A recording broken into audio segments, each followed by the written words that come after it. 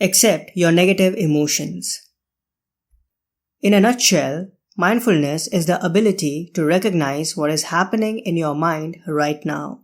Anger, jealousy, sadness, the pain of a stubbed toe, whatever, without getting carried away by it. According to the Buddha, we have 3 habitual responses to everything we experience. We want it, reject it, or we zone out. Cookies, I want.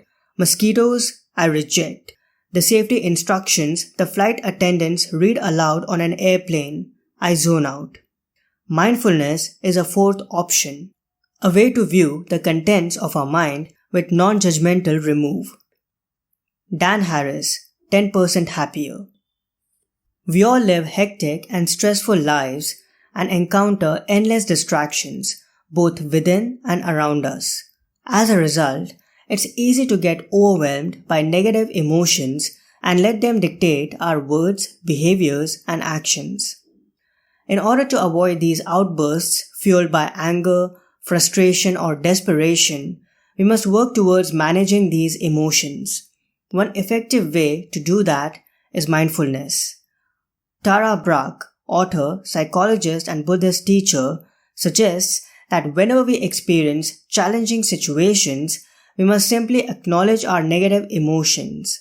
It's much better and healthier to admit these kinds of feelings rather than deny or suppress them. The Buddhists teach us that we should let things be as they are. That's the essence of letting go. So instead of looking at negative feelings as quote-unquote bad and working relentlessly to get rid of them, a better strategy is to just let them be without judging yourself and or blaming others for having them. There's a saying in Buddhism, the only way out is through. Roman Emperor Marcus Aurelius echoed this sentiment when he wrote these words in his journal. The impediment to action advances action. What stands in the way becomes the way. Picture unpleasant feelings as a gigantic wave coming straight in your direction. You can't escape it, so the best way not to drown is to dive into the wave, and as you do that, your confronting it will dissolve all its power over you. Many of us go through situations and circumstances that are extremely challenging and even traumatic. And in order to escape those unpleasant memories and experiences, we start using drugs, alcohol, porn, sex, food, shopping, etc. as crutches to make us feel better, instead of acknowledging the despair and tragedy that we have been through and healing from it. And this refusal to take charge and manage our emotions in a healthy manner often leads to the manifestation of negative events and illnesses.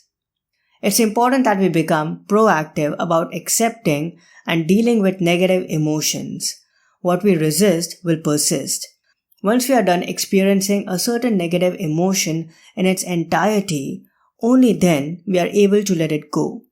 As the wise words from the book Tuesdays with Morrie by Mitch Albom go, quote, if you hold back on the emotions, if you don't allow yourself to go all the way through them, you can never get to being detached.